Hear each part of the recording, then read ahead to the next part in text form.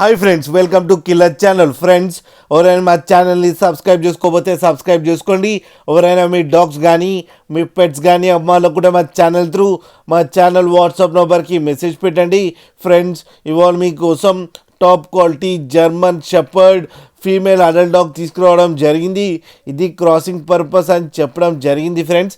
And దీని location వచ్చి సంగారెడ్డి దగ్గర సదాశివపేట అని చెప్పారు.